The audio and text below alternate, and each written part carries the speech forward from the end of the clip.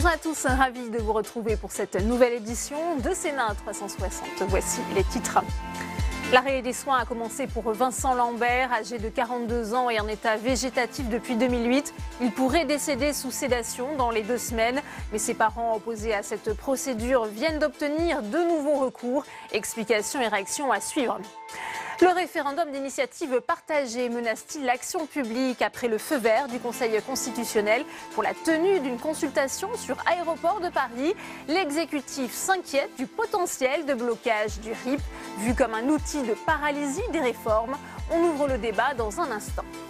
La taxe GAFA arrive demain au Sénat. Cette taxe sur les géants du numérique doit faire de la France une pionnière en la matière. Sceptique, la majorité sénatoriale a modifié le texte, notamment pour plus de sécurité juridique au regard du droit international. On en parle dans cette édition.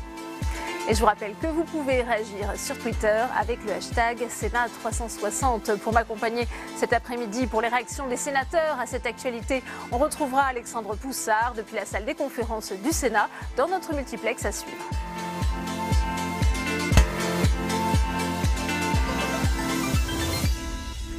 Objet d'un bras de fer judiciaire depuis plusieurs années entre les membres de sa famille, l'arrêt des soins a donc débuté pour Vincent Lambert, ancien infirmier, victime d'un accident de la route en 2008 et depuis en état végétatif, une décision validée par le Conseil d'État fin avril à laquelle s'opposent ses parents et qui divise également la classe politique. Sandra Cerquera.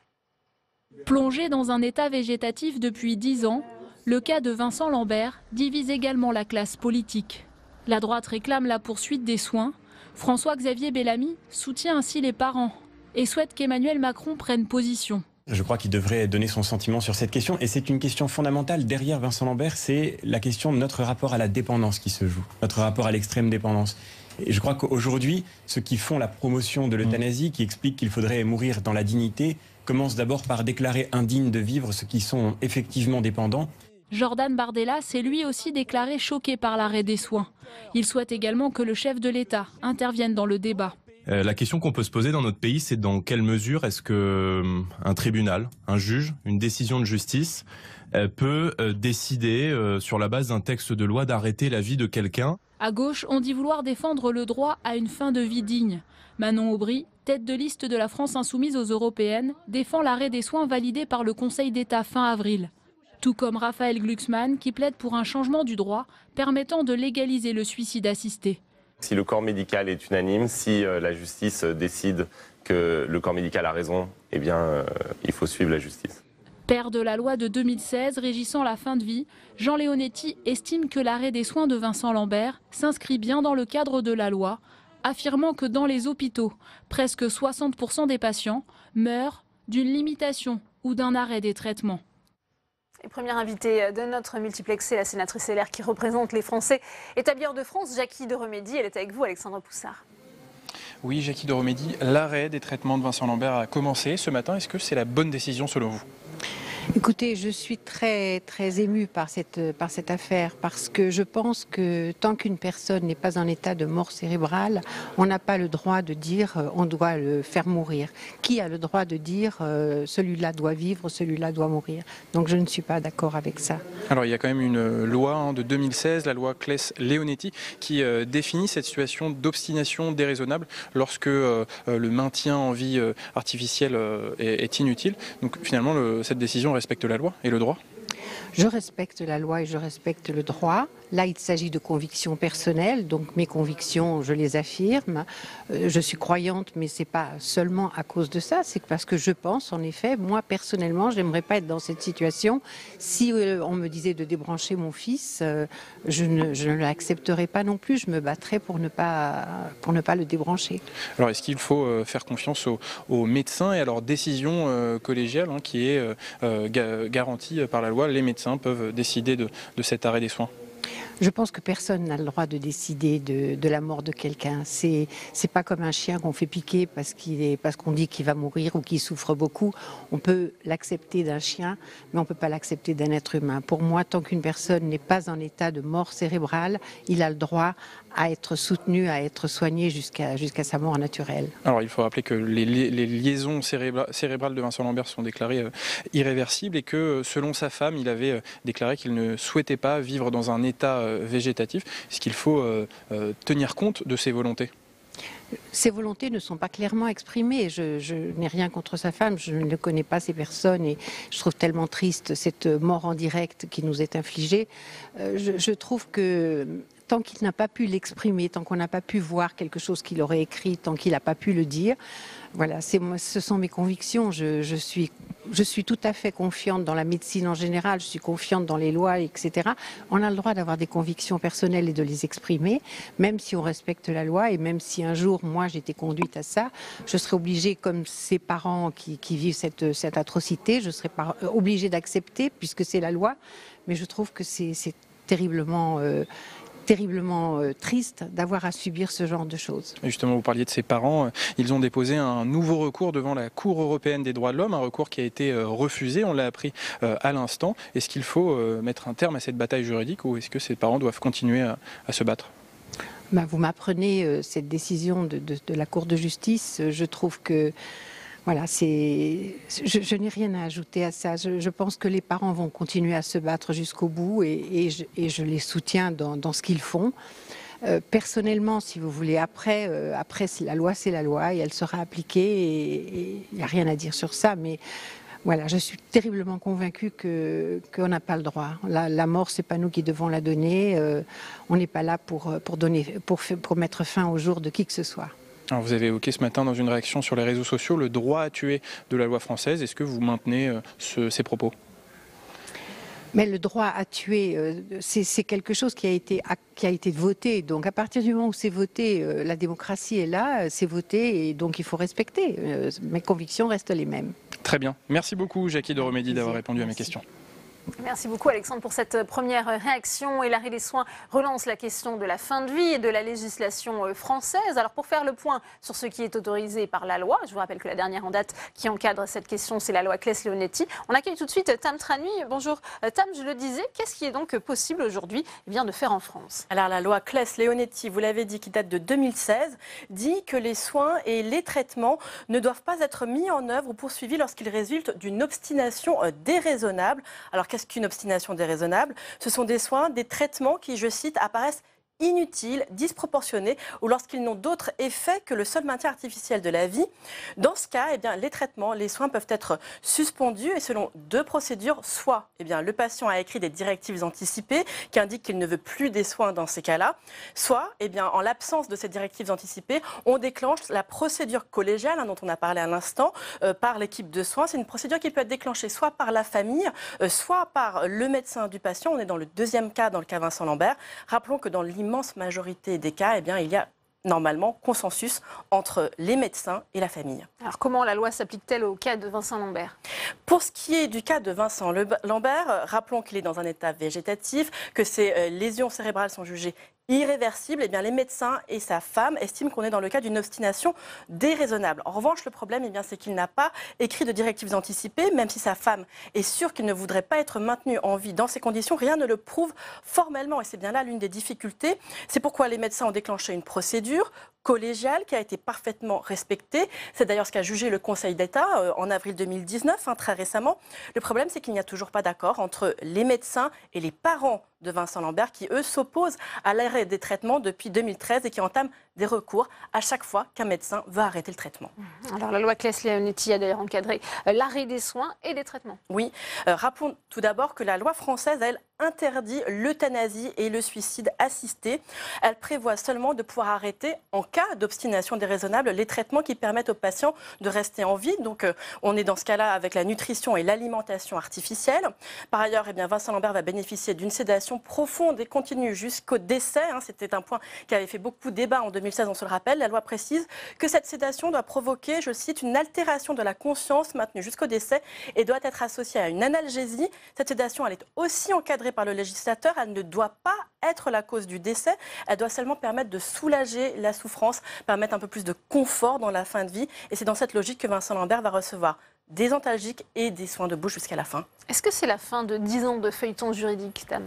Mais on peut penser que pas tout à fait, puisqu'effectivement, les parents de Vincent Lambert ont saisi la Cour européenne des droits de l'homme, le Conseil d'État, la Cour d'appel de Paris. Leur argument, c'est que Vincent Lambert est handicapé et il s'appuie donc sur le Comité des droits des personnes handicapées de l'ONU, dont ils veulent attendre l'examen du dossier sur le fond. On l'a entendu, la Cour européenne des droits de l'homme, elle a déjà refusé, elle a rejeté la requête, elle estime qu'il n'y a pas d'éléments suffisamment nouveaux. Par ailleurs, reste qu'en l'absence de soins, il faut savoir que Vincent Lambert devrait mourir d'ici quelques jours. Eh bien, merci beaucoup, Tam, pour toutes vos explications. Dans le reste de l'actualité, Parcoursup, cette plateforme d'affectation des lycéens vers l'enseignement supérieur, refait parler d'elle. De nouveaux couacs sont en effet à déplorer. Jordan Klein. La déception, c'est le sentiment qui ressort chez ces lycéens affectés par le dysfonctionnement de Parcoursup. Après avoir une première fois été acceptés dans la filière de leur choix, ils ont eu la mauvaise surprise de découvrir le lendemain qu'ils avaient été placés sur liste d'attente. Le ministère explique que c'est une erreur humaine et que certaines écoles ont confondu liste d'appel et liste d'attente. 400 formations sont concernées et selon les Échos, sur les 9000 élèves inscrits sur la plateforme, environ 67 000 ont été touchés par ce bug. J'ai vu des chiffres fleurir et cela m'a beaucoup amusé de voir que des gens étaient capables de donner des chiffres, alors que nous sommes dans l'incapacité de savoir combien de jeunes étaient affectés. C'est évidemment une catastrophe pour les jeunes, mais il faut bien comprendre que l'on a remis les choses comme elles auraient dû être. Au Sénat, la présidente de la Commission de la Culture et de l'Éducation a été avertie directement dès le début du dysfonctionnement. Elle comprend que des erreurs puissent survenir sur une plateforme aussi complexe que Parcoursup. Ça ne doit pas faire plaisir. Moi, je me mets à la place de tous ces étudiants. Mais au demeurant, ce qui a été remis en place, c'est l'ordre naturel de ce qui devait être, c'est-à-dire le nombre, les candidats admis l'ont été, et puis ceux qui devaient être sur la liste d'attente se sont retrouvés sur la liste d'attente. Voilà, il n'y a pas eu de changement par rapport à la démarche initiale. Maintenant, il y a besoin d'explications, il y a besoin de compréhension aussi pour les étudiants. La ministre de l'Enseignement supérieur a assuré que Parcoursup fonctionnait de nouveau correctement. Pour ne pas perturber les candidats, la plateforme sera suspendue le temps des épreuves écrites du baccalauréat. Et on continue les réactions avec vous, Alexandre Poussard. À vos côtés, le sénateur communiste Pierre Ouzoulias sur justement ces couacs de Parcoursup. Oui, Pierre Ouzoulias, des dizaines de milliers de lycéens ont été victimes de ce bug informatique de la plateforme Parcoursup. Qu'en pensez-vous ? Des milliers, ça représente 7% à peu près. Vous vous souvenez que le tirage au sort, c'était 0,4% et qu'il a fallu changer la loi parce que c'était insupportable. Donc on voit bien que c'était peut-être pas le motif qu'il fallait avancer pour changer la loi sur l'accès à l'université.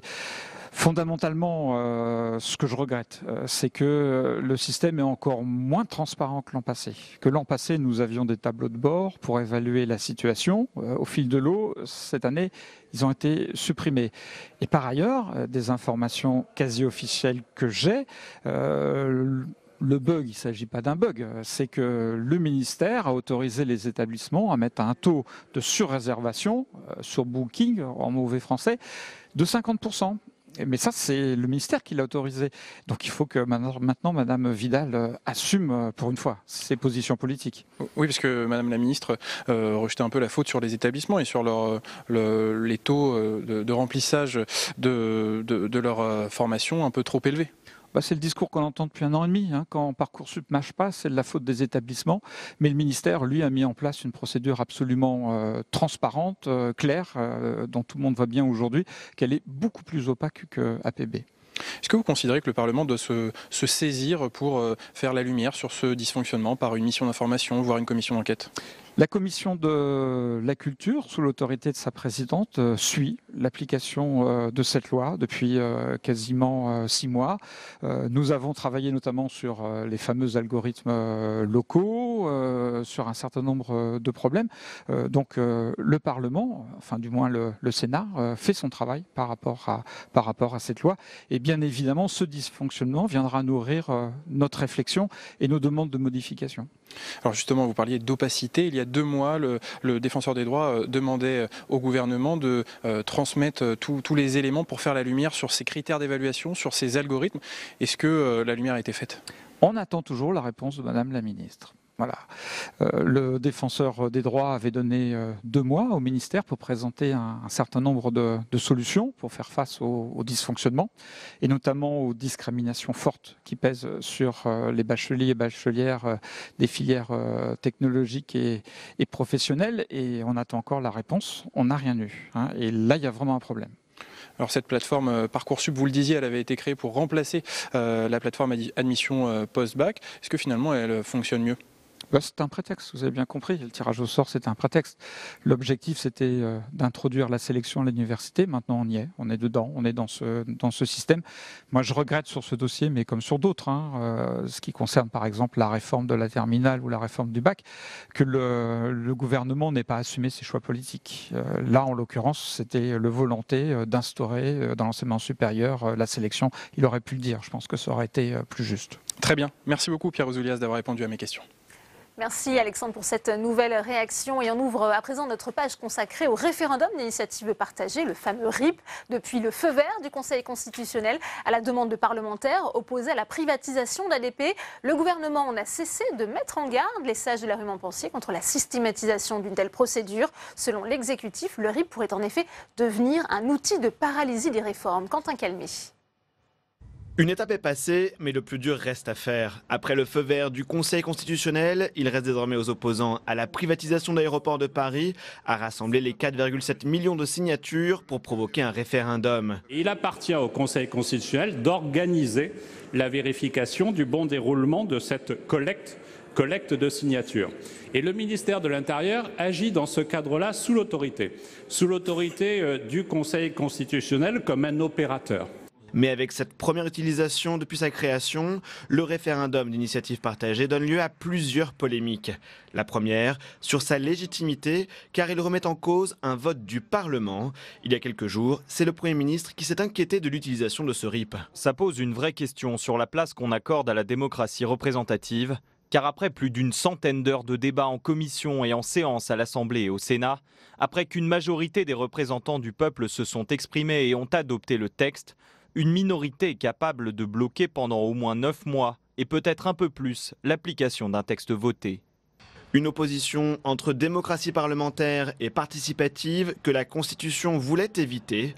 L'article 11 dispose en effet que ce type de référendum, je cite, ne peut avoir pour objet l'abrogation d'une disposition législative promulguée depuis moins d'1 an. Un détail contourné par l'opposition au projet qui a déposé cette demande de référendum avant le vote final du Parlement. Une analyse à laquelle a répondu Laurent Fabius, actuel président du Conseil constitutionnel. Selon lui, le texte a bien été respecté, même si les parlementaires ont exploité une faille dans la Constitution. Alors justement, le RIP est-il devenu une arme de contestation de la loi? Peut-il paralyser le gouvernement dans ses réformes? Et y a-t-il un risque de déstabilisation du Parlement par cette procédure référendaire concurrente? On pose tout de suite la question à nos invités dans notre premier débat.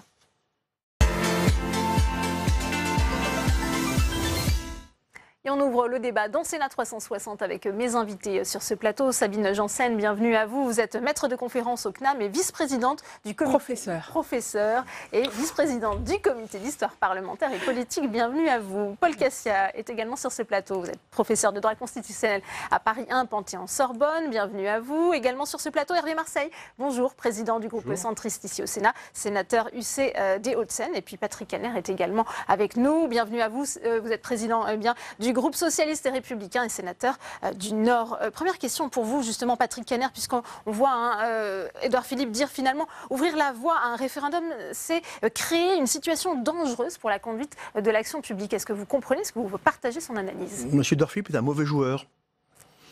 Nous n'avons fait qu'appliquer la Constitution, faille ou pas faille. Je rappelle que la souveraineté dans ce pays s'exprime par la voie de la démocratie représentative ou par la voie du référendum. C'est l'article 3 de la Constitution.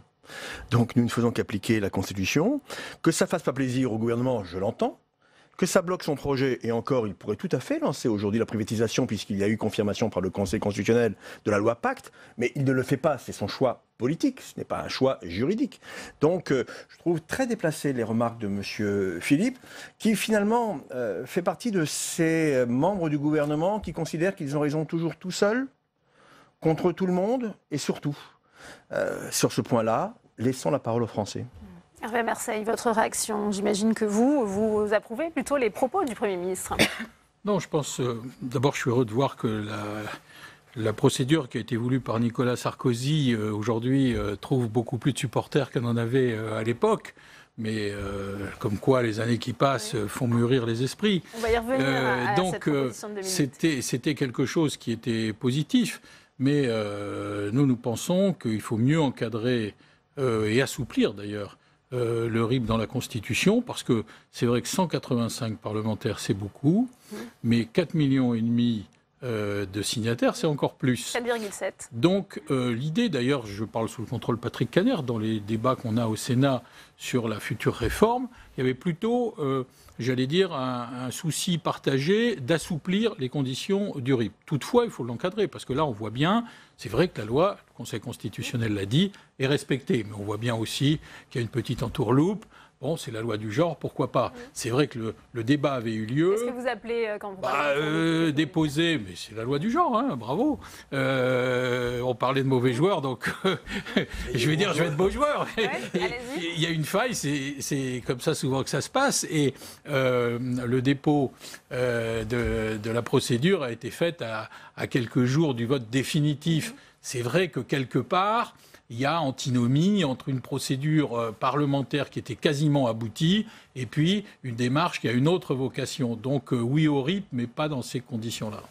Est-ce qu'il y a eu une faille juridique selon vous, Paul Castien ? Non, il n'y a eu aucune faille juridique. Il y a peut-être eu une optimisation de la procédure du RIP, mais les 248 parlementaires qui ont proposé ce RIP ont été parfaitement dans les clous de la Constitution et de la loi organique, comme l'a indiqué le Conseil constitutionnel.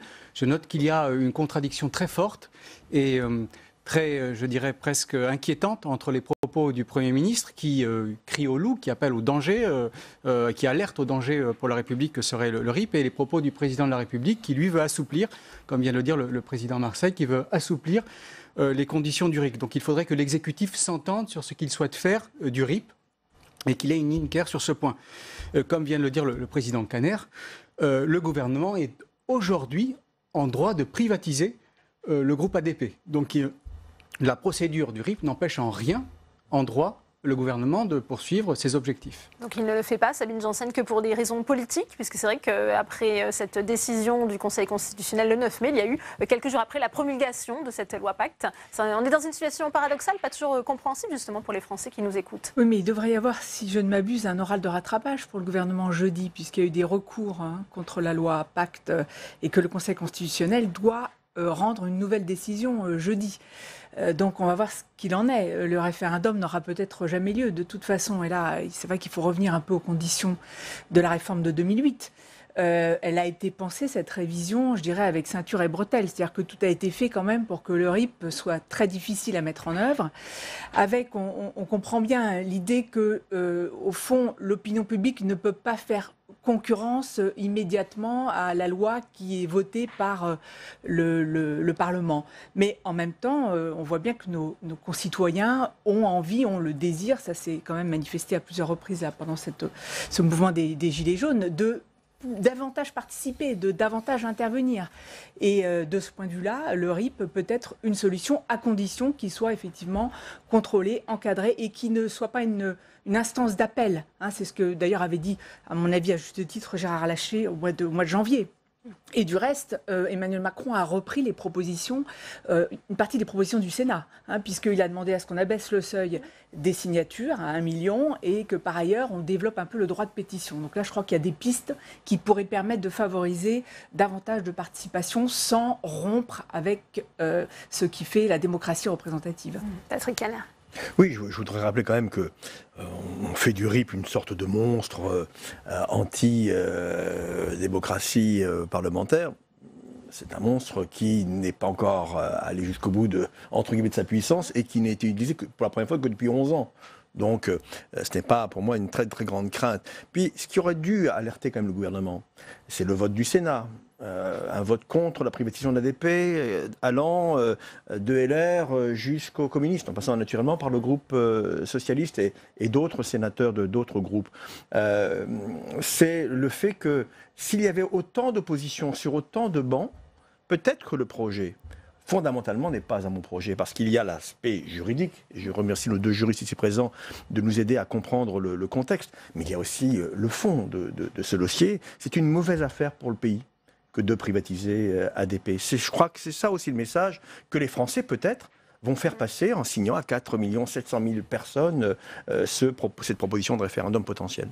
On va revenir quand même sur les enjeux juridiques de ce référendum d'initiative partagée. C'est une tribune dans le journal Le Monde datée du 15 mai justement d'Olivier Duhamel, on va peut-être le voir, qui parle lui d'une double faute juridique et démocratique de l'institution. Le légalisme du Conseil constitutionnel, dit-il, pourrait mettre en mouvement une bombe à retardement. Vous comprenez là aussi cette analyse, Hervé Marseille ? C'est peut-être un peu excessif. Encore une fois, je pense qu'il y a beaucoup de points de vue qui se retrouvent sur le RIP, on l'a dit, y compris le président de la République qui, comme vous l'avez souligné, madame, comme beaucoup d'autres, dit on peut assouplir pour que ça soit utile. Parce que si on a un RIP mais qui ne sert à rien, là c'est un peu, effectivement, ceinture et bretelle.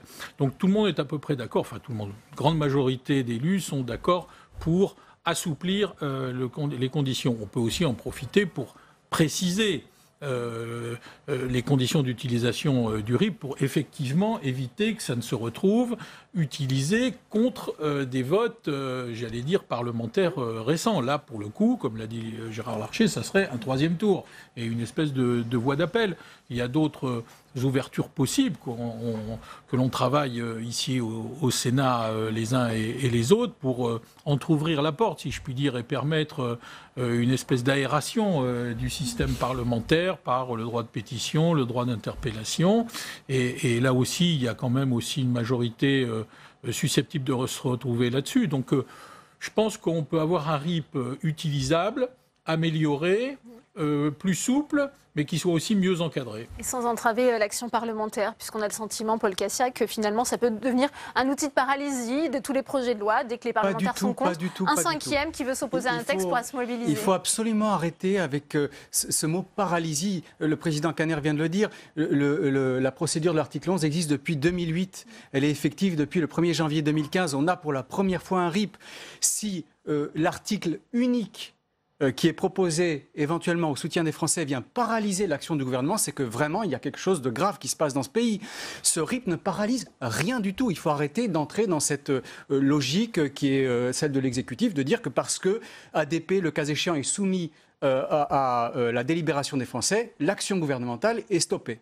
Donc le RIP est corseté du début à la fin, à la fois par les parlementaires qui vont dans 9 mois, le cas échéant, avoir leur mot à dire sur la tenue d'un référendum et par le gouvernement. Donc le citoyen n'intervient finalement qu'à titre très subsidiaire dans cette procédure de RIP, à la fois pour donner les 4 millions de soutien, 4,7 millions, et le cas échéant, pour se prononcer par la voie du référendum. Je rappelle, comme vient de le dire le président Caner, que l'article 3 de la Constitution prévoit que la souveraineté s'exerce à la fois par les représentants du peuple français et par le peuple français lui-même. Le dernier référendum en France, c'était 2005. Il est peut-être temps que nous puissions nous exprimer, nous, citoyens et citoyennes, de nouveau. Justement, on va peut-être écouter le président du Sénat qui était interpellé sur cet aspect. C'était chez nos confrères et consoeurs de France Inter. Écoutez. Il y a bien sûr un risque à terme, si cette procédure de cette manière venait à prospérer, de paralysie de la démocratie représentative et de l'exécutif. Vous voyez bien que c'est grave donc, Monsieur le Président. Je pense que c'est suffisamment important pour qu'on s'y penche avec sérénité, en dépassant les postures partisanes. Vous voyez émerger là une nouvelle loi de la minorité, puisque c'est une minorité qui a mis en œuvre tout le processus du RIP. C'est en tous les cas, par rapport à d'autres possibilités données aux minorités, je pense à la saisine du Conseil constitutionnel, naturellement une forme de troisième tour au-delà de la démocratie représentative et un risque d'affaiblissement de cette démocratie représentative. Voilà pourquoi la révision constitutionnelle sera l'occasion de faire le point sur cet équilibre indispensable entre une démocratie représentative auquel je crois profondément et cette part de démocratie participative qui correspond au process référendaire mais qui doit être mis dans un cadre précis. Sabine Janssen, est-ce que ça peut être une déstabilisation du Parlement avec finalement cette procédure qui serait systématisée, une concurrence finalement de cette procédure référendaire? La question, c'est celle, si je puis dire en bon français, du timing. C'est vrai que là, il y a un peu un effet curieux, puisque, comme on vient de le voir, le Conseil constitutionnel a avalisé l'ouverture de cette procédure, alors qu'on est, disons, on vient de voter, enfin la loi a été votée, elle vient d'être votée. D'ailleurs, si je ne m'abuse, le RIP ne pourra pas s'appliquer à une loi, ne pourra pas revenir sur une loi, abroger une loi qui aurait été voté dans l'année écoulée. Donc, malgré tout, il y a des pare-feux, c'est un peu encadré, mais je crois qu'il faut aller au-delà du cas d'espèce, là. Et peut-être, justement, et c'est ce que fait, me semble-t-il, le président du Sénat, regarder de façon beaucoup plus générale, puisqu'effectivement, il y a révision constitutionnelle sur la table. Et c'est ça l'enjeu. On voit bien que dans les propositions d'Emmanuel Macron, ce ne sont que des propositions qui, on va voir dans quelle mesure elles vont être mises en œuvre, et bien sûr avec force de négociation, je pense avec le président du Sénat et les élus. Mais il faut arriver à trouver effectivement une juste balance entre davantage de participation, que les Français aient l'impression quand même de ne pas, au fond, être toujours un peu à côté ou en marge, mais en même temps respecter la Constitution et le droit. Sinon, ça sera n'importe quoi. Enfin, effectivement, si on peut systématiquement remettre en cause quelque chose qui a été voté, là, on change de régime. Bon, je crois qu'on n'en est pas là. C'est vrai que c'est un peu, je dirais, de bonne guerre de la part du gouvernement de dramatiser. Nous n'en sommes pas là, mais il faut se poser ces questions, et se poser ces questions quand même sur le plan des principes, me semble-t-il. Comment on trouve un équilibre finalement institutionnel entre justement cette part donnée à cette procédure référendaire et l'action des parlementaires que vous êtes ici, finalement? Bien sûr, mais tout d'abord, l'initiative vient des parlementaires. Il faut le rappeler, c'est pas, on n'est pas dans une logique de RIP. Ça qui peut RIP. paraître à double tranchant finalement, Patrick C'est bien Caner. des parlementaires qui estiment qu'il y a sur un sujet déterminé un sujet suffisamment important pour que tout le monde se mobilise. Et encore une fois, de toute sensibilité politique, en l'occurrence en dehors notamment des élus de la majorité présidentielle. Donc nous avons fait notre travail dans le respect des textes. Je rappellerai que dans ces équilibres, il y a d'autres procédures qui existent. Un citoyen peut déposer ce qu'on appelle une QPC, une question prioritaire donc de constitutionnalité, qui permet éventuellement de remettre aussi un texte en cause quand il n'a pas fait l'objet d'un jugement, voire même quand il a fait l'objet d'un jugement de la part du Conseil constitutionnel. Donc il y a de nombreux outils qui existent dans la Constitution. D'ailleurs, et il faut le souligner, comme le disait le président Marseille, grâce à cette réforme de 2008, qui n'a pas été votée pour lui, il n'était pas encore parlementaire, je crois. À l'époque, moi je n'y étais pas non plus, donc je regarde cela, ça s'est passé. Certains l'ont critiqué, mais il faut reconnaître que sur cet aspect-là des choses, il y a une forme de respiration. Et en fait, ce que nous faisons aujourd'hui, c'est de mettre en œuvre cette respiration qui, je crois, est demandée par les Français. Et sur le point précis de l'ADP, de sa privatisation ou de sa non-privatisation, les Français ont tranché déjà au niveau des sondages tels qu'on les connaît. Ils estiment que ce n'est pas une bonne chose, encore une fois, pour notre pays. Pardon, alors Sabine Janssen, Hervé Marseille. Oui, je voudrais juste rebondir sur le texte d'Olivier Duhamel. Là, je crois que les juristes sont un peu montés au créneau. Il y a eu aussi une intervention d'Éric Schottel, l'ancien secrétaire général du Conseil constitutionnel. Parce qu'au fond, quand on regarde de près la décision du Conseil constitutionnel, je ne suis pas juriste, mais je regarde attentivement ces choses-là, on voit bien qu'il n'y a pas d'argumentation réelle. Donc, c'est vrai qu'il explique que le RIP ne contrevient pas à la Constitution, mais en même temps, il n'explique pas, il n'y a pas d'argumentaire. Et ça, c'est vrai que c'est un peu troublant. Il parle d'une lecture étriquée, finalement, de l'article 11, et ça ne correspond pas à l'esprit, justement, des constituants, ni à cet esprit de 2008. Olivier Duhamel et Nicolas Molfessis n'ont pas le monopole de l'interprétation de l'esprit de la Constitution. Cette tribune mais ça vous fait réagir, et c'était mon but. Oui. Cette tribune est contre-productive. Elle nous oblige à débattre sur un non-sujet. Le Conseil constitutionnel a rendu une décision absolument incontestable le 9 mai 2016. La semaine suivante, le 16 mai 2019, il a validé la privatisation d'ADP. Ces deux décisions ne sont absolument pas contradictoires. C'est cette tribune qui met le feu aux institutions et pas le Conseil constitutionnel, contrairement à ce que les auteurs disent. Hervé Marseille. Au-delà de tout ça, s'il y a une réforme, parce que On nous parle de cette réforme depuis déjà longtemps. Bon, il y a eu des circonstances, mais on va attendre de savoir d'abord sur quel texte. Il semblerait que ça soit allégé par rapport à ce qu'on nous a annoncé il y a encore quelques mois. Moi, le vrai sujet dans nos institutions, c'est quand même la prééminence très forte, plus forte que jamais, du président de la République. Tout à fait. Bon, et le vrai sujet, pourquoi on dit, après les Gilets jaunes qui ont exprimé beaucoup de demandes sur ces sujets, il faut créer une participation, etc. C'est le fait que le débat est difficile parce que les députés sont élus en même temps que le président de la République. Et donc, à partir de là, il y a une majorité quasi automatique et il n'y a plus de débat, parce qu'il n'y a plus de gouvernement, il n'y a plus qu'une majorité. Et comme l'Assemblée a le dernier mot, on tourne j'allais dire, sur un vélo d'appartement où ça pédale tout seul, mais on n'avance pas d'un mètre. Donc, à un moment donné, le citoyen, il se dit, mais il y a où débat? Et quand il n'y a plus débat au Parlement, il y a débat dans la rue. Et donc, le vrai sujet, il n'est pas tellement sur notre capacité à ouvrir, entrouvrir ou largement ouvrir les portes, parce que nous sommes prêts évidemment à le faire en maintenant des conditions de stabilité, parce que en plus avec un quinquennat qui va déjà très vite, si en plus au milieu on peut en permanence refaire le débat dans le débat, on ne va pas en sortir. En revanche, le vrai sujet, c'est sur les conditions de création d'une majorité au lendemain de l'élection présidentielle. C'est ça le vrai sujet, enfin à mes yeux, parce que le reste n'est que, j'allais dire, un peu complémentaire par rapport à l'essentiel. Patrick. Je reconnais avec M. Marseille qu'il ne fallait pas inverser le calendrier des élections, mais c'est un débat qui remonte à quelques années. Par contre, dans les interventions du président de la République, notamment suite au grand débat, il a évoqué plusieurs pistes de réforme constitutionnelles et institutionnelles, mais la seule piste qu'il n'a pas évoquée, c'est son propre rôle.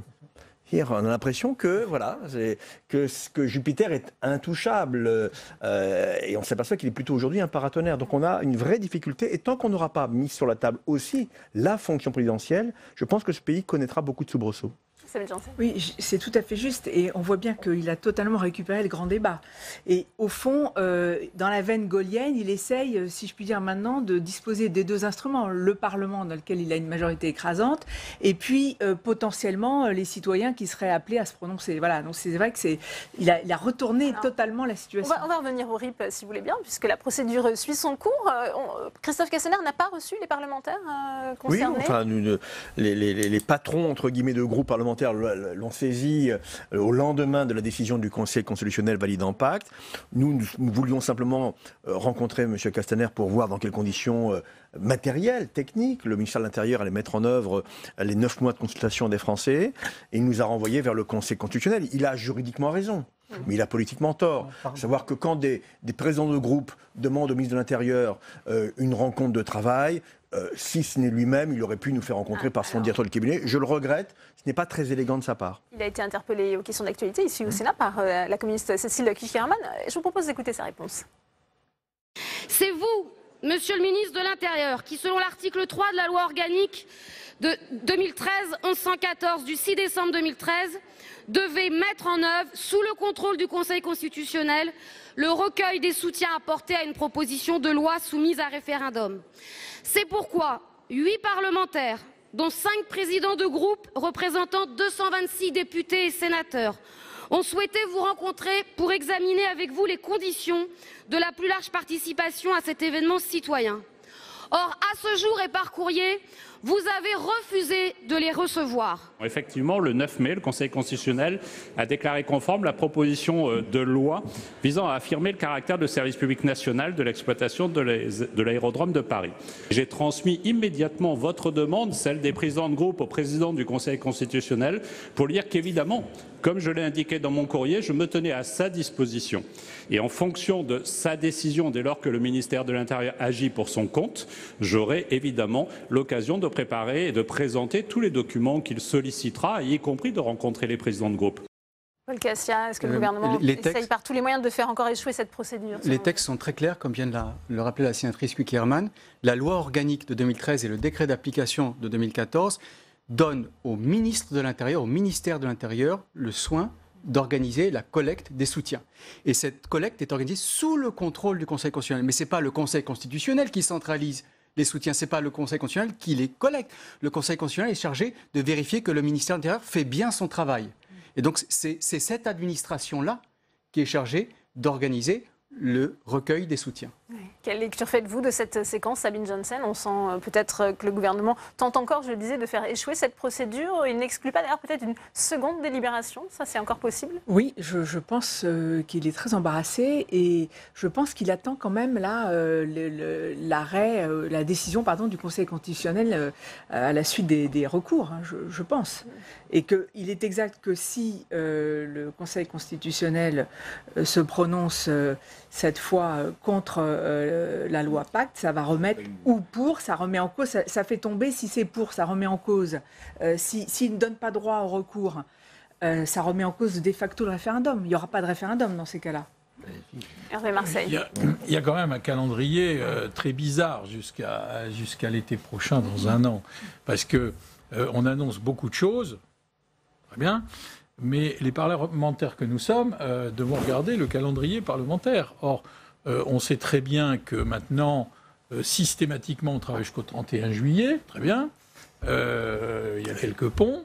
Il y a un congrès qui est prévu le 8 juillet à Versailles, donc vraisemblablement, on va nous annoncer la route jusqu'à l'été prochain. Et il y a une réforme institutionnelle qui est prévue. Alors, on sait qu'à partir de la fin septembre, on est dans les budgets. Donc, la fenêtre, j'allais dire, parlementaire, elle est quand même assez étroite dans les navettes avec l'Assemblée. Donc, il va y avoir un calendrier pour le RIP qui se poursuit. Il y a 9 mois pour recueillir les signatures. 9 mois pour 4,5 millions de signatures. Après, il faut les contrôler. Parce que... C'est en temps réel. C'est possible que ce soit en temps réel. À partir du moment où on a soutenu, le ministère a 5 jours pour vérifier que la signature est... Parce qu'ils ont 5 jours de rétractation possible. Oui. Parce que dans les préfectures, il n'y a pas grand monde. Et il faut qu'ils préparent les municipales, etc. Il y a validation quand même par le Conseil constitutionnel à l'issue des 9 mois. Donc il y a un calendrier très contraint et quasiment simultané avec la fin de la réforme institutionnelle. Parce que s'il y a réforme institutionnelle à la rentrée avec les navettes, on tombe pour un congrès en mars-avril de l'année prochaine, c'est-à-dire pile au moment, j'allais dire, de la sortie du RIP, s'il y a les signatures. Le parcours est donc semé d'embûches, ça sera le mot de la fin. Patrick Caner, on le voit bien. C'est un marathon avec une cour d'obstacles au milieu. Merci, c'est bien résumé. Merci Patrick Caner, merci Hervé Marseille, merci à vous Paul Cassien, merci à Sabine Janssen d'être venue sur le plateau de Public Sénat. Dans le reste de l'actualité, opération escargot contre la loi mobilité, taxi, auto-école, ambulanciers se sont mobilisés dans la capitale contre cette loi. Ils la jugent toxique et faite pour les plateformes. Marvin Gliel-Minetti. Ils dénoncent l'ubérisation de leur métier. Taxi et auto-école s'unissent pour protester contre les pistes de réforme du permis de conduire et la loi mobilité, rédigée dans un contexte marqué par la concurrence avec les VTC. On a un lumineux, on passe un examen.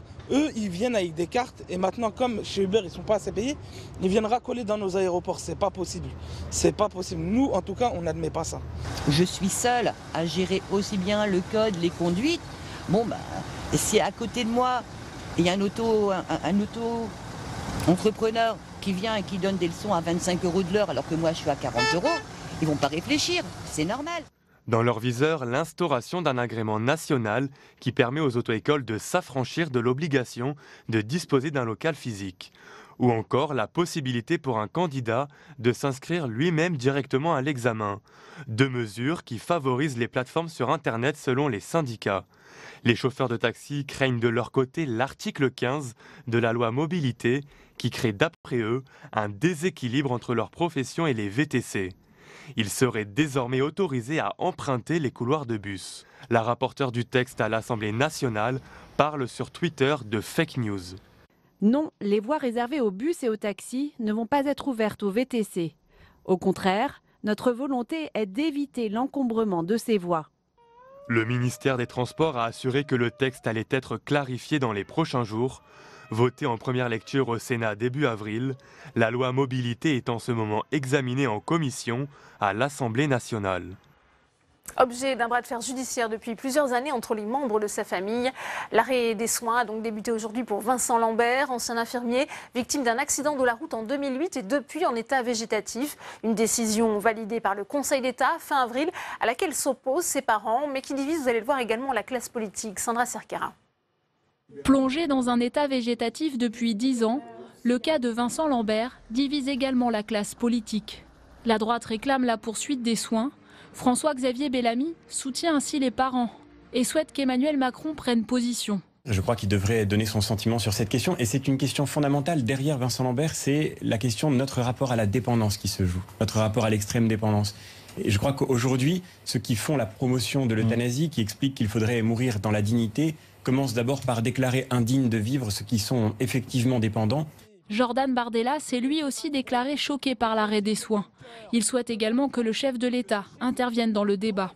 La question qu'on peut se poser dans notre pays, c'est dans quelle mesure est-ce qu'un tribunal, un juge, une décision de justice peut décider sur la base d'un texte de loi d'arrêter la vie de quelqu'un. À gauche, on dit vouloir défendre le droit à une fin de vie digne. Manon Aubry, tête de liste de la France insoumise aux européennes, défend l'arrêt des soins validé par le Conseil d'État fin avril. Tout comme Raphaël Glucksmann qui plaide pour un changement du droit permettant de légaliser le suicide assisté. Si le corps médical est unanime, si la justice décide que le corps médical a raison, eh bien, il faut suivre la justice. Père de la loi de 2016 régissant la fin de vie, Jean Leonetti estime que l'arrêt des soins de Vincent Lambert s'inscrit bien dans le cadre de la loi, affirmant que dans les hôpitaux, presque 60% des patients meurent d'une limitation ou d'un arrêt des traitements. Et on continue les réactions avec vous, Alexandre Poussin, avec le sénateur écologiste rattaché au groupe socialiste sénateur de Paris, Bernard Jomier. Oui, Bernard Jomier, en tant que sénateur, mais également en tant que médecin de profession. Que pensez-vous de l'arrêt des soins de Vincent Lambert qui a commencé ce matin ?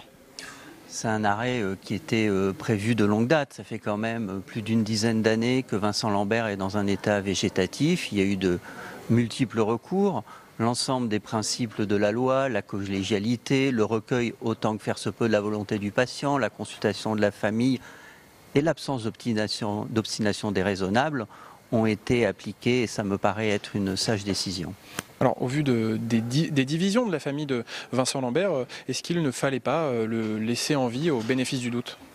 Vous savez, ces divisions de la famille, elles font couler beaucoup d'encre, elles émeuvent chacun parce qu'on ne peut que respecter la souffrance d'une mère qui ne veut pas voir partir son fils.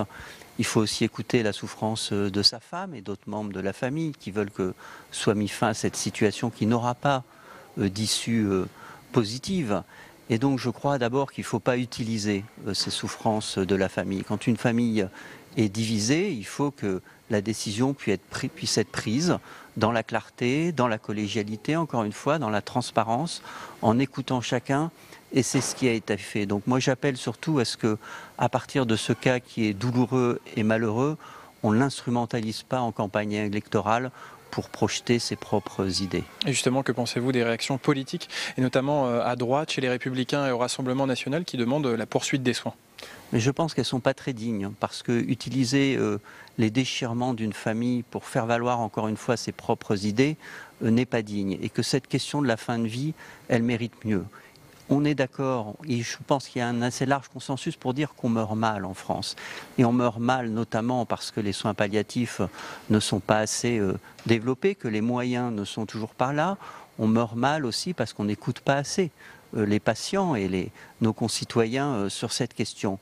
Et il ne faut pas transformer ce constat d'une mort qui n'est pas dans des conditions satisfaisantes actuellement par l'instrumentalisation d'un cas qui est très spécifique. Alors, est-ce que, comme Raphaël Glucksmann, vous êtes favorable pour aller plus loin dans la législation sur la fin de vie et pour une loi pour le suicide assisté ? C'est un vrai débat, mais ce vrai débat, il se mène calmement. Il ne se mène pas sous le coup d'un fait particulier, je ne dirais pas d'un fait divers, mais d'un fait particulier, la situation de Vincent Lambert. On a connu dans notre passé récent différentes affaires, l'affaire du docteur Bonnemaison qui avait mis fin à la vie de 7 personnes et qui a été acquitté. Eh bien, ce n'est pas à l'occasion de ces affaires qu'on doit prendre les décisions. Il faut que notre vie et notre vie politique affrontent en face les questions liées à la mort, les questions liées au deuil, calmement. Chacun doit pouvoir s'exprimer et trancher pour voir quelle décision on prend. Est-ce qu'il faut aborder ce débat sereinement dans la prochaine loi de bioéthique ? Le gouvernement a fait le choix de ne pas l'aborder, de maintenir la loi actuelle. Moi, je dirais que la première chose, c'est d'abord d'appliquer les lois. Or, la loi Claes-Leonetti, dans toute la partie de ses moyens, n'est toujours pas appliquée. Dans beaucoup de départements en France, on n'a pas accès à des soins palliatifs, on n'a pas accès à une mort qui soit dans de bonnes conditions. Et il faut faire le bilan de cette loi, l'appliquer, et là, on pourra ouvrir à nouveau le débat législatif. Très bien. Merci beaucoup Bernard Jomier de m'avoir répondu. Merci à vous Alexandre pour cette réaction. Le projet de taxe sur les géants du numérique, dite taxe GAFA, en examen dès demain au Sénat. Elle doit faire de la France un des pays pionniers en la matière, en dépit de l'opposition des États-Unis. Mais le gouvernement prend beaucoup de risques pour un affichage, selon le rapporteur général Albéric de Montgolfier. Les explications d'Adrien Develay. Le Sénat s'apprête à discuter de la taxation des géants du web. Une taxe qui concernerait la publicité en ligne, la revente de données et l'intermédiation. Ce n'est pas la première fois que l'opportunité de taxer les GAFA se présente. En 2015, 2017 et 2018, le Sénat avait adopté des amendements lors de l'examen des projets de loi de finances pour taxer plus facilement les géants du numérique. Par 3 fois, l'Assemblée nationale avait retoqué les propositions des sénateurs. La droite sénatoriale est réticente à voter cette mesure qui pénaliserait aussi les entreprises françaises. Les estimations de Bercy sur la contribution des GAFA à cette nouvelle taxe, ça sera 20%. Donc ça veut dire que 80% de la taxe ne seront pas payés par les GAFA, mais par contre concerneront soit des entreprises françaises, soit des contribuables français à titre personnel. La commission des finances du Sénat craint aussi pour la fragilité juridique du texte. La taxe, votée sans le feu vert de l'Union européenne, pourrait ensuite être rendue caduque par Bruxelles. Juridiquement, ça ne tient pas la route vis-à-vis du droit européen et qu'on risque d'avoir les désagréments de devoir rembourser les gens qui vont pendant 3-4 ans payer cette taxe. La commission des finances a déjà fait ajouter un amendement qui, s'il est adopté, limiterait la taxe jusqu'en 2022. C'est aussi ce qu'espère le sénateur En Marche, Julien Bargeton. De toute façon, cette taxe est temporaire parce que l'idée est bien de lancer un signal, notamment à l'Europe, pour dire que la France est prête. Il y a d'autres pays qui y réfléchissent, l'Espagne, la République tchèque notamment. Une taxe temporaire donc, mais qui serait lucrative. L'État espère 400 millions d'euros de recettes pour le reste de l'année 2019, 650 en 2022. Alors cette taxe GAFA est-elle légale? Peut-on imposer les géants du numérique en France? Aura-t-elle des effets contre-productifs sur l'économie? On en parle tout de suite avec mes invités dans le débat.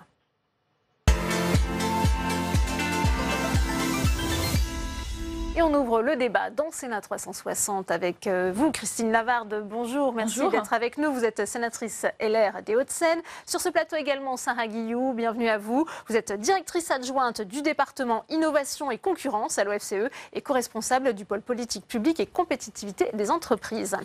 Sur ce plateau également, Giuseppe De Martino, merci d'avoir accepté notre invitation. Vous êtes président de l'Association des services Internet communautaires, ASIC, qui regroupe notamment Facebook et Google, et fondateur du média en ligne Loopside. Et je précise que vous êtes ancien directeur général de Dailymotion. Et puis Pascal Salvodelli est également avec nous. Bienvenue à vous. Vous êtes sénateur communiste du Val-de-Marne. Première question pour vous, Christine Lavarde, puisqu'on a souvent dit, en tous les cas, les opposants à cette taxe GAFA, qu'elle était illégale.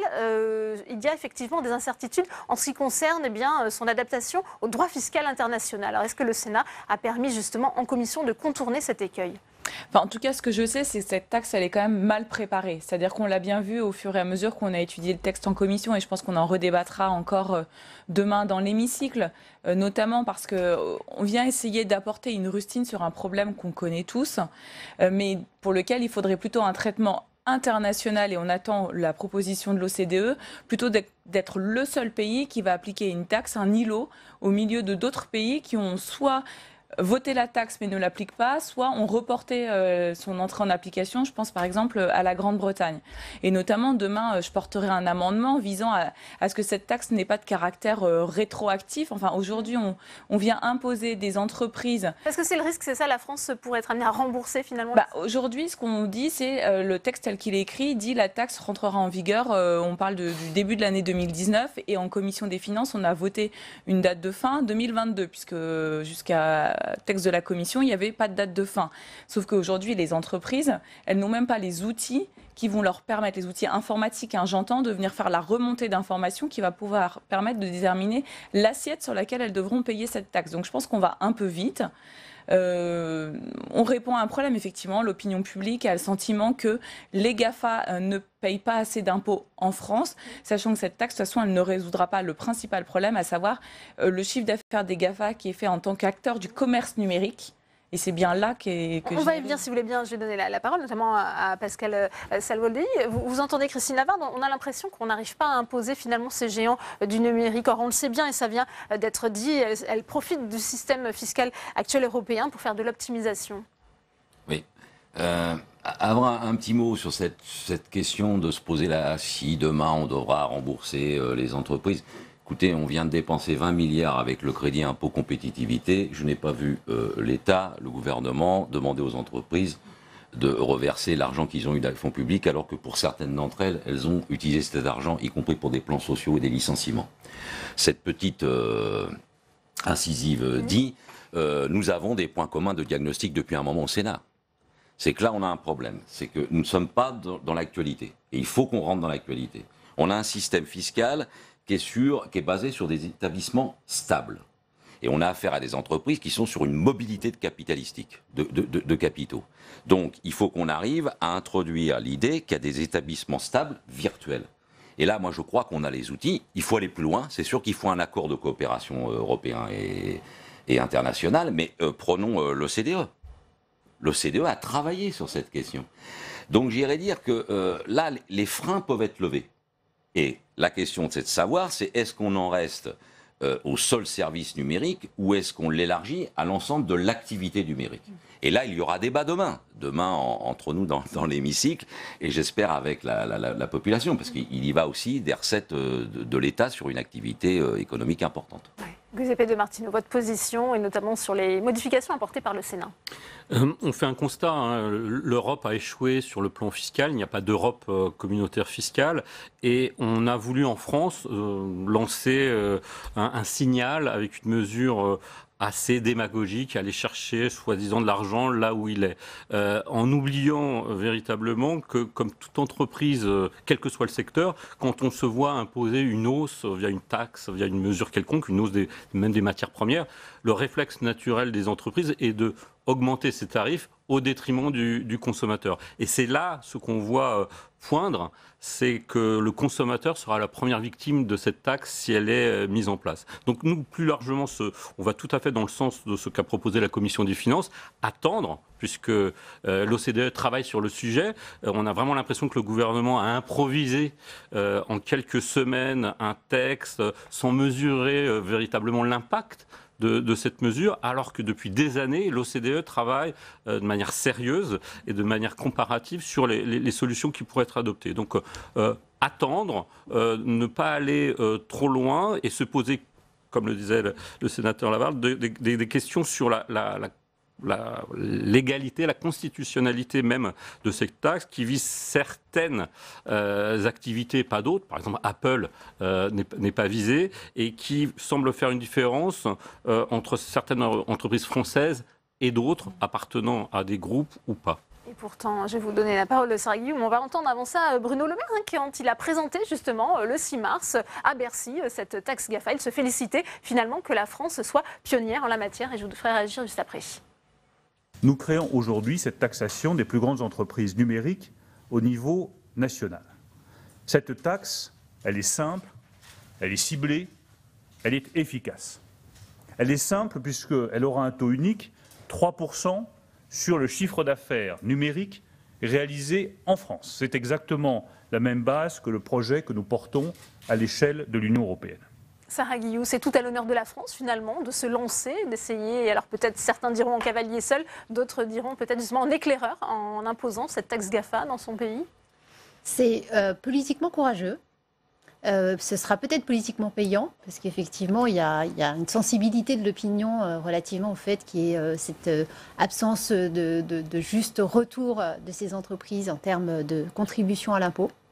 La question est de savoir si effectivement ce sera efficace économiquement, si on va avoir réellement le rendement de l'impôt espéré. Et ça, c'est pas aussi simple que le suggère le ministre. Et il y a la question de la légalité, et ça, effectivement, c'est dans un second temps qu'on verra si la disposition, la loi est contestée au niveau européen, voire au niveau de la Constitution française, sur le fait qu'elle soit justement cantonnée à un certain nombre d'entreprises, et pas toutes les entreprises sont visées par cette taxe. Sur cet aspect de la légalité, Christine Lavarde, est-ce qu'il y a eu des modifications justement au Sénat? Aujourd'hui, on s'est déjà aussi attaché à résoudre des problèmes pratiques.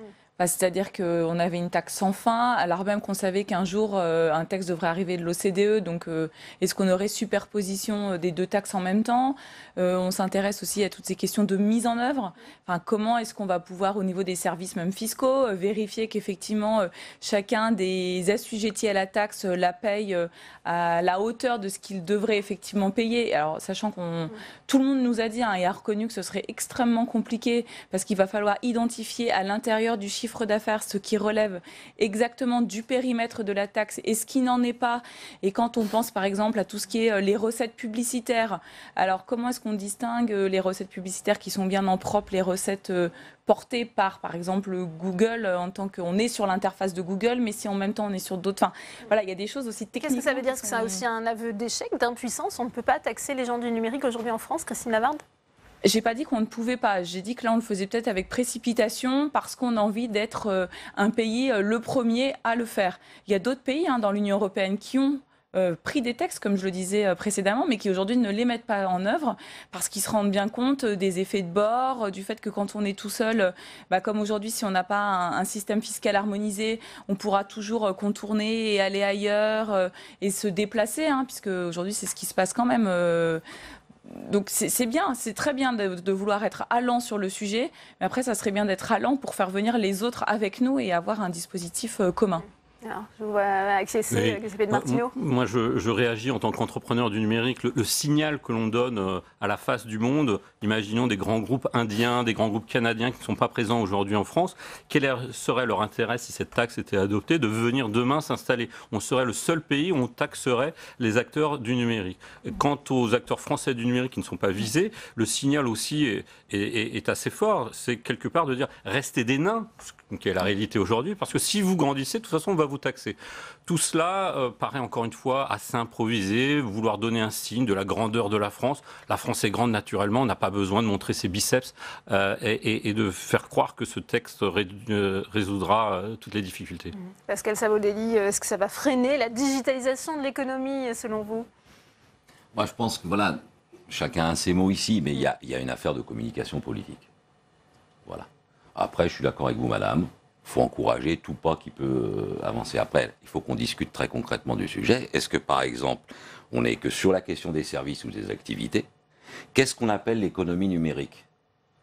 Nous pensons, par exemple, que la définition de l'INSEE est une bonne définition. Donc, il faut qu'on acte, il faut qu'on en débatte. Et si on reconnaît que la définition de l'INSEE sur l'économie numérique est bonne, il faut construire l'assiette sur celle-là. Après, je comprends ce que vous dites, monsieur, mais bon, je vais prendre un exemple. Alors, c'est toujours un problème, c'est quand on prend un exemple, il n'est pas forcément universel, mais il est exemplaire. Vous voyez, que ça veut dire, par exemple, la FNAC. Ça va représenter à peu près en moyenne 10 centimes par achat. Voilà, parce qu'il faut aussi que nos auditeurs voient ce que ça représente. Parce que vous avez raison, la question, c'est pas de taxer l'usager, c'est de regarder comment on a une intervention sur cette mobilité des capitaux. Et c'est vrai qu'il y a une échelle européenne, il y a une échelle internationale. Encore pas tout. Et il ne faut pas qu'on rentre, par exemple, parlons de Google, on va en citer d'autres, il faut qu'on ait un outil fiscal un peu avant-gardiste, alors pas pour bomber le torse et être arrogant au plan international, c'est qu'à un moment, il faut s'attaquer à la question et il ne faut pas en rester à seulement des relations bilatérales. Par exemple, avec les États-Unis qui nous fermeraient par un protectionnisme bien organisé, la possibilité de taxer Google ou d'autres qui interviennent sur notre territoire. Est-ce que vous parlez de Google en France, par exemple, en 2017, Google France a déclaré un chiffre d'affaires de 325 millions d'euros, sur lesquels cette société a déboursé 14 millions d'euros d'impôts sur les sociétés. Or, selon des estimations, le chiffre d'affaires de Google France est estimé à environ 2 milliards d'euros si on prend en compte justement seulement les recettes publicitaires. Il y a bien un problème justement de décalage. Alors, peut-être... Oui. Et je ne sais pas qui répondait tout à l'heure, c'est vous, madame, sur la question de l'efficacité. Et vous avez une vraie question. Là, on est sur une taxe. Si aujourd'hui elle était appliquée sans le travail du Parlement, c'est-à-dire l'Assemblée nationale et le Sénat, on serait sur un rendement qui est au niveau de 3 à 400 millions. Et c'est pas. Vous voyez, c'est pas. Alors c'est une somme, mais vous voyez, quand l'ISF c'est 3,2 milliards d'euros, ça fait partie du débat politique, j'en conviens. Alors, Sarah Guillot, mais vous voyez, j'ai mieux mettre 3,2 milliards d'euros comme recette à l'État, et on a un débat avec du conflit d'idées, plutôt que d'organiser par de la communication politique un faux débat pour 3 à 400 millions. Sur ce décalage, justement, ce que déclare Google et ce que finalement elle paye comme impôt sur la société. Le point de départ, c'est bien ce décalage-là. C'est le fait qu'effectivement, il y a une distorsion entre le chiffre d'affaires qui est réalisé, les profits, et puis finalement l'impôt qui est payé. Mais les chiffres que vous donnez sont aussi l'illustration de la difficulté qu'on va avoir à effectivement mettre en place cette taxe. Et c'est le coût, enfin le rendement qui est estimé autour de 400 millions. Le rendement n'est pas net du coût administratif parce que, évidemment, pour connaître exactement quel est le chiffre d'affaires qui est imparti aux recettes publicitaires, quel est le chiffre d'affaires qui est imparti aux échanges de données, aux ventes de données, et quel est le chiffre d'affaires imparti aux échanges sur le service de plateforme, ce sera forcément déclaratif, c'est-à-dire qu'il va falloir ensuite contrôler si les déclarations des entreprises. Et puis si on revient à Google, vous parlez de 2 milliards de recettes de revenus publicitaires, c'est en effet le cas, mais ces recettes sont enregistrées en Irlande aujourd'hui. Alors comment est-ce qu'on va on sait qu'elles sont liées à une activité d'annonceurs français, mais comment est-ce qu'on va réussir à faire en sorte qu'elles soient réaffectées à la base fiscale française? Donc il y a une vraie complexité et il y a un vrai signal, il y a deux signaux. Il y a un signal politique qui sera peut-être rentable, et il y a un signal évidemment au niveau des affaires. Et celui-là, on sait que ce n'est pas un bon signal. Alors en même temps, il y a la réforme de l'impôt sur les sociétés, mais on sait que ce signal-là, il n'est pas forcément valorisant pour faire des affaires en France. Mais donc il y a la question du signal, et puis il y a la question de la faisabilité, et là effectivement on coince un peu. Martineau. Deux aspects par rapport à ce que vous venez d'indiquer. Sans se focaliser sur Google, il est bon de préciser que Google aujourd'hui doit payer à peu près une vingtaine de milliards de dollars aux États-Unis d'impôts. Donc Google paye ses impôts. Si une telle taxe était adoptée, le risque, c'est que demain, en Chine ou aux États-Unis, les géants français du luxe, de la gastronomie, soient taxés de la même façon. Donc vraiment, nous, notre volonté, c'est de mettre toutes les cartes à plat, qu'on donne les moyens à l'OCDE d'aller au bout de son étude et qu'on organise tous ensemble vraiment une revue d'effectifs et que les mesures que prônera l'OCDE soient vraiment applicables et changent enfin la donne. Parce que cette taxe, on ne l'a pas précisé, elle a quand même un effet pour nous totalement pernicieux, c'est qu'elle se base sur le chiffre d'affaires. C'est comme une TVA. Ce n'est pas comme l'impôt sur les sociétés, sur les bénéfices. C'est vraiment mettre de côté le fait que beaucoup d'acteurs du numérique ou qui demain seront un peu plus grands et seront susceptibles d'être visés par cette taxe sont au bord de l'équilibre. Donc vouloir aller chercher la petite marge qui leur permettra de respirer et de réinvestir nous paraît absolument pas adapté à la situation. Cette taxe a été beaucoup critiquée par les États-Unis aussi. Christine Lavarde, on nous promet une nouvelle guerre économique avec les États-Unis. On sait que le 4 avril dernier, le chef de la diplomatie américaine, justement, a exhorté la France, je cite, à ne pas adopter une taxe sur les services numériques. Elle aurait un impact négatif, dit-il, sur les géants américains de la technologie et sur les citoyens français aussi qui utilisent toutes ces technologies. Oui, alors après, j'avoue que parfois la diplomatie américaine peut changer de pensée noire un jour et blanc le lendemain, parce que d'autres interlocuteurs que j'ai pu auditionner justement dans le cadre de la préparation du débat de demain m'ont dit qu'à l'inverse, justement, les États-Unis allaient plutôt de l'allant maintenant pour essayer de construire une taxe, mais avec tout le monde la même taxe, une taxe qui serait internationale et pas justement avoir une taxe ciblée dans un pays particulier. Donc finalement, là, ce qui est peut-être critiqué, c'est le fait d'agir seul et de ne pas se réunir autour notamment des organes de coopération. Il n'y a pas que la diplomatie américaine, il y a aussi le Trésor américain qui annonce justement vouloir saisir l'OMC contre la volonté de la France, mais aussi les autres pays européens. C'est discriminatoire à l'égard des multinationales basées aux États-Unis.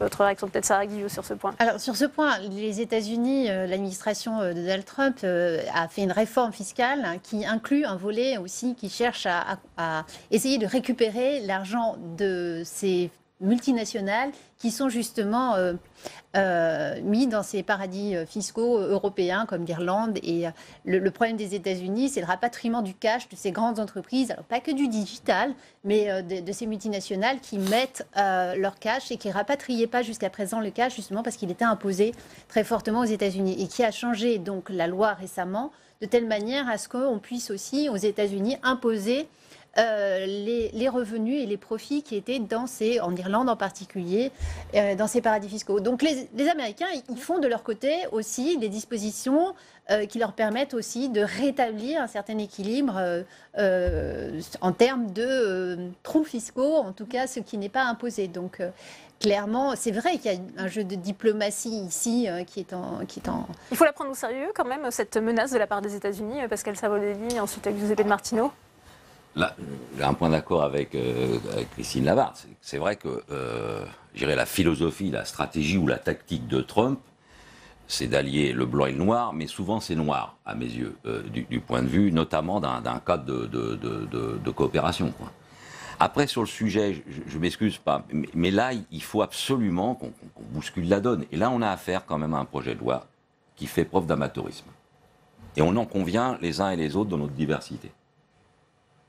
On a en France un problème, et ça, je crois qu'on est d'accord, c'est qu'on est sur nous une fiscalité sur les établissements ancrés dans le territoire.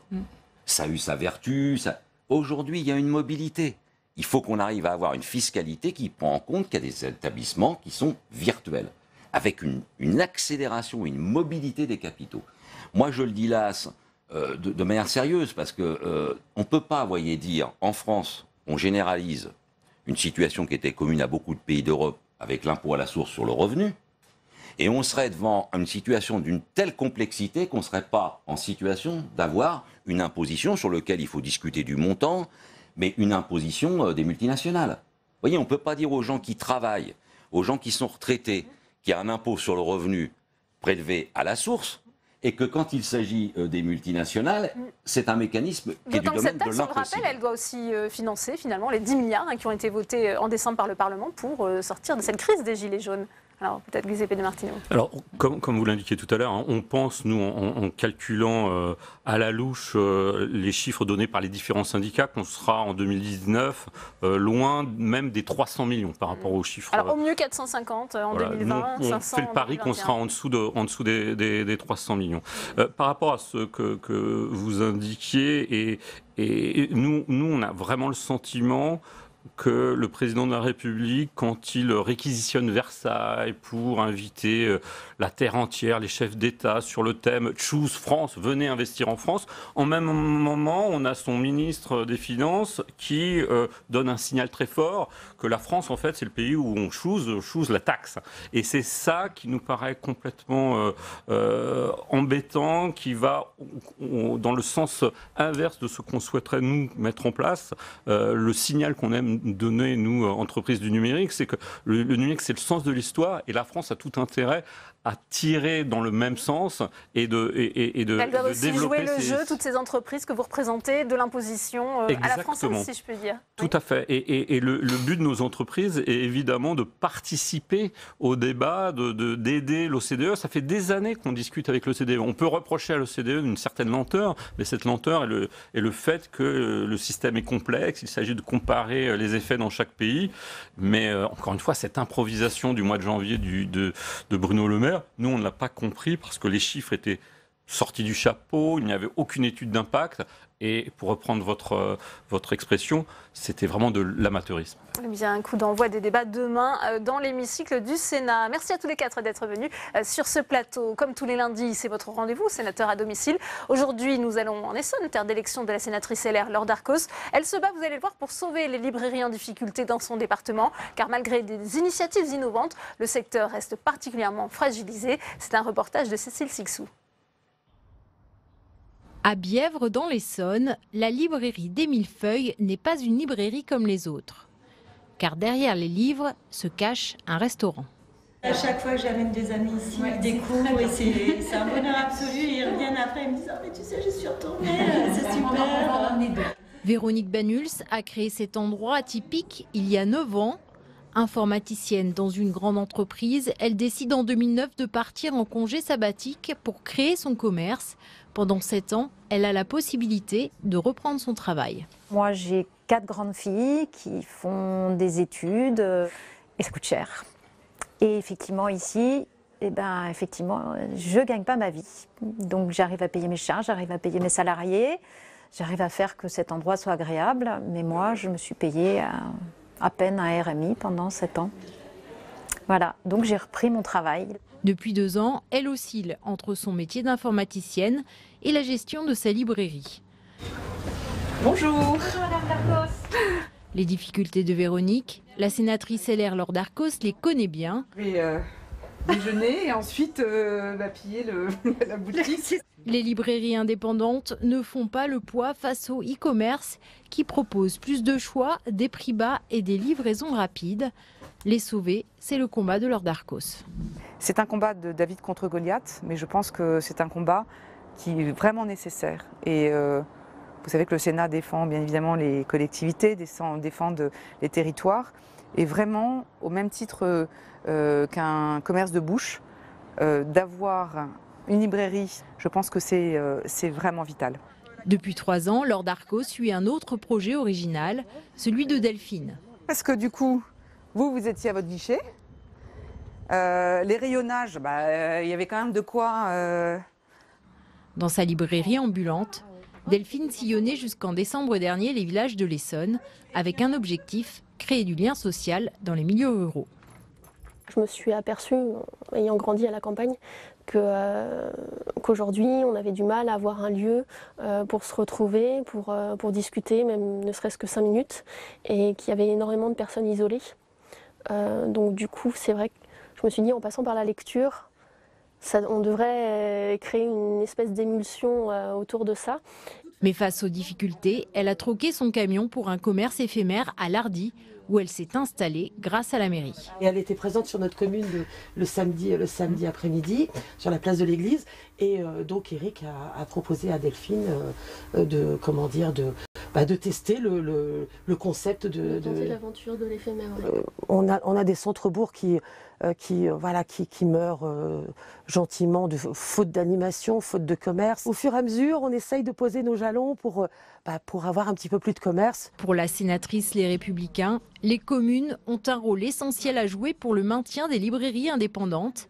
Elle a déposé une proposition de loi au Sénat dans ce sens. Ma proposition de loi permettait aux communes de subventionner à hauteur de 30% du chiffre d'affaires une librairie qui en aurait besoin. Certaines librairies auraient eu cette possibilité de pouvoir aider, de faire voter en conseil municipal cette subvention qui peut permettre à certaines librairies de pouvoir continuer. À 2 reprises, elle a échoué à faire voter sa proposition au Sénat.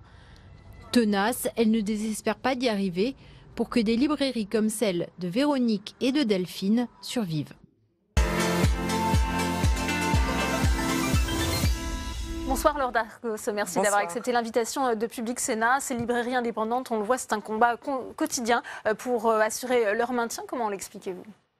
Écoutez, comme je le disais dans le reportage, l'arrivée d'Amazon notamment permet bien évidemment très souvent d'avoir des livraisons le week-end en un temps record, alors qu'une librairie indépendante, ça m'est arrivé même avec mon fils, quand votre enfant vous demande un vendredi soir un livre pour le lundi matin en classe, et malheureusement vous courez dans votre librairie à côté de chez vous, il vous dit écoutez, le problème je ne l'ai pas, le temps de vous le commander, on ne l'aura pas avant mardi ou mercredi, il y a des facilités.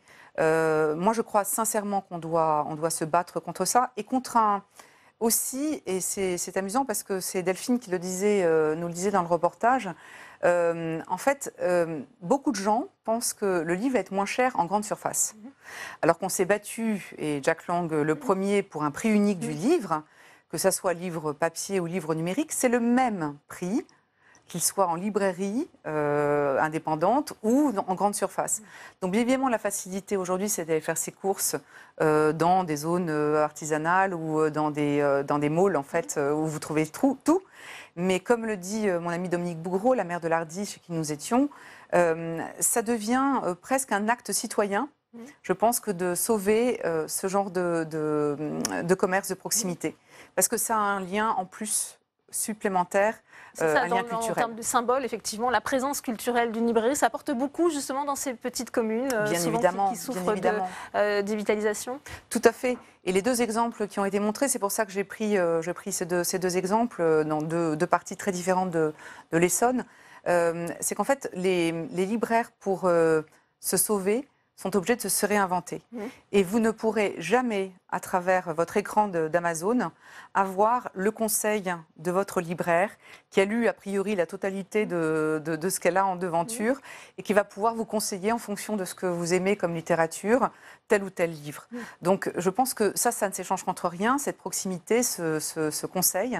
Et donc faire des signatures, aménager ce petit coin, salon de thé ou restaurant à côté, des initiatives originales, c'est très convivial. Et vous ne pouvez pas ne pas repartir avec un livre quand vous êtes au Millefeuille à Bièvre ou quand Delphine sillonnait les marchés du Sud-Essonne dans son truck avec ses livres. C'est impossible. Enfin, la tentation est trop forte. Cécile Cixous parlait de cet amendement que vous avez tenté de faire adopter au moment de la loi défendue par Rémy Pointereau, justement sur la revitalisation des centres-villes. Où est-ce qu'on en est? Est-ce que ça va être... Alors écoutez, en fait, comme c'était vraiment mon combat depuis très longtemps, parce qu'avant j'ai été aussi un peu dans le milieu d'édition, donc j'avais suivi en fait le plan librairie qu'on avait, on avait beaucoup travaillé au moment des élections présidentielles de 2012.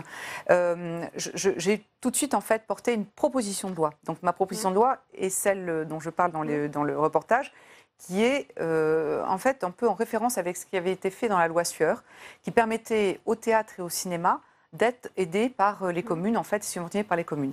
Et pour les librairies, je m'étais rendu compte que les régions pouvaient le faire, mais pas les communes. Et donc à 30%, à hauteur de 30% du chiffre d'affaires de la librairie, si une commune veut pouvoir l'aider, elle pourrait le faire. Et donc cette proposition de loi, n'ayant pas pu être discutée, je l'ai insérée dans cette proposition de loi de Rémy Pointereau, de mon collègue Pointereau, parce que revitalisation du centre-bourg, pour moi, ça passait également en fait par ce genre de commerce. Et puis après, je l'ai alors ça a été voté au Sénat, donc après, j'espère que le devenir de cette proposition continuera à l'Assemblée nationale. Et sinon, j'avais également réintroduit également dans la loi Elan, puisqu'il y avait tout un volet aussi sur les centres-bourgs. Et là, par contre, en CMP, j'ai été sacrifiée. Donc, mais je ne perds pas espoir, parce que je pense qu'en effet, il en va au-delà d'un commerce traditionnel, vraiment d'un vrai symbole. Vous évoquiez le rôle d'Amazon, justement. Il y a cette taxe GAFA, on en a parlé sur le plateau précédent. Le texte arrive demain au Sénat. On voit toute la difficulté, finalement, d'imposer tous ces géants du numérique. Quel regard portez-vous, justement, sur cette taxe qui est défendue, on le sait, par Bruno Le Maire? Moi, j'ai été à 400% pour. Quand on allait à Bruxelles, justement, avec je veux dire, le secteur du cinéma, de la musique et du livre, tous réunis pour le demander, c'est vrai qu'on ne se mettait pas toujours d'accord. Certains avaient intérêt, étant de pays estampillés paradis fiscaux, ça n'était pas forcément de l'avis de tous. Donc je trouve que c'est une très bonne initiative. Vous dites qu'elle a été portée par Bruno Le Maire. Moi, je remonte un petit peu. C'est une des propositions qu'a fait Xavier Bertrand au début du mois de décembre, avant qui a été reprise du coup dans la déclaration du président de la République. Mais c'est lui qui a dit, mais finalement, n'attendons pas l'Europe et proposons finalement de taxer les GAFAM. Donc, ça fait plusieurs gouvernements qu'on l'essayait. Là, je suis très heureuse que Bruno Le Maire le fasse. Et donc, demain, je pense que ça sera intéressant. Moi, j'ai un entrepôt Amazon qui s'est installé à Brétigny. Je suis ravie parce que ça va créer des emplois. Oui. Voilà, en Essonne, Brétigny-sur-Orge. Donc, je suis ravie, ça va créer des emplois. Mais il n'y a pas de raison, et je pense que les Français ne le comprendraient pas, qu'ils ne puissent pas être taxés comme une autre entreprise. L'actualité, c'est aussi aujourd'hui, Laure Darcos, l'arrêt des soins pour Vincent Lambert, on en a parlé. Emmanuel Macron, dans une grande tribune publiée sur sa page Facebook, estime qu'il ne lui appartient pas de suspendre l'arrêt des traitements. Le chef de l'État qui ne veut pas s'immiscer dans la décision de soins et de droits. Quel regard portez-vous sur cette situation particulièrement compliquée? Ah oui, compliquée, surtout dramatique. Et moi aussi, je ne me permettrai aucun commentaire, non pas par lâcheté, mais parce que je trouve qu'on n'a à faire aucune récupération politique sur ce sujet.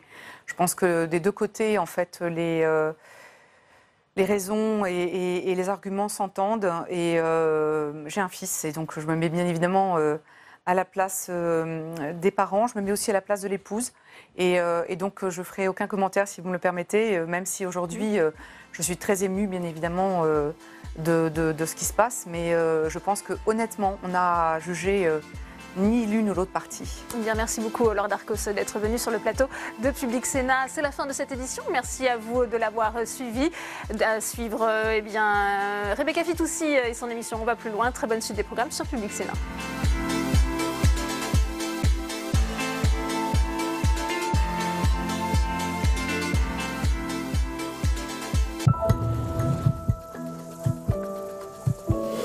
Public Sénat, au cœur des territoires.